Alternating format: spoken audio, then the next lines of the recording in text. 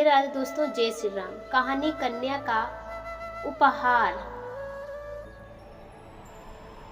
द्वारिका नगरी में एक दिन रुक्मणी जी ने श्री कृष्ण से पूछा, प्रभु आपने सदा माँ और पुत्र के प्रेम की महिमा बताई है, पर क्या कभी आपने माँ और बेटी की रिश्ते को भी उतना ही पावन माना? श्री कृष्ण मुस्कुराए और बोले, देवी, माँ और बेटी का रिश्ता तो ईश्वर का सबसे बड़ा कोमल स्पर्श है। चलो मैं तुम्हें एक कहानी सुनाता हूँ। बहुत समय पहले की बात है। एक गांव में सौम्या नाम की एक स्त्री रहती थी। उसकी एक छोटी सी बेटी थी, आर्या। सौम्या गरीब थी, परंतु उसने अपनी बेटी को अच्छे संस्कार और शिक्षा दी। आर्या बचपन से ही बहुत समझदार थी। माँ की आंखों में चमक उसकी मुस्कुराहट की वजह आर्या ही थी।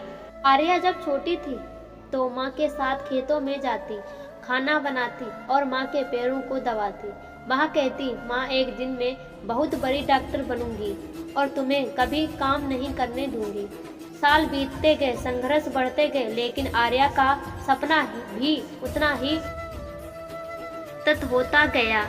माँ ने अपनी चूड़ियाँ बेचकर आर्या को शहर पढ़ने भेजा। गांव की औरतें ताने देने, बेटी पर इतना खर्चा क्यों कर को तो ससुराल चली जाएगी। लेकिन सौम्या सिर्फ मुस्कुराकर कहती, मेरी बेटी मेरा अभिमान बनेगी। कई सालों बाद गांव में एक बड़ी गाड़ी आई। उसमें से सफेद कोट पहने एक युवती उतरी। डॉक्टर आर्या, उसकी आंखों में वही चमक थी जो उसकी माँ की थी। वहाँ सीधी अपनी माँ के पास गई और उसके पैर छुए। बोली, माँ अब तुम्हारे हाथों को सिर्फ आराम मिलेगा।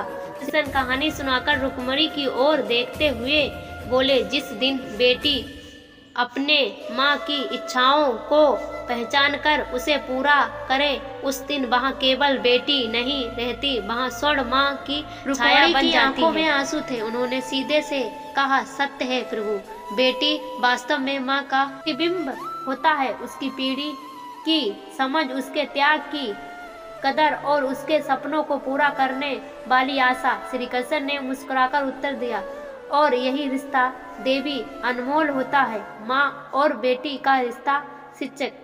इस कहानी से हमें यह सीखने को मिलता है कि बेटी सिर्फ बोझ नहीं होती, वो माँ की सबसे बड़ी पूजा होती है। उनका रिश्ता त्याग, समर्पण और अटूट प्रेम का प्रतीक है।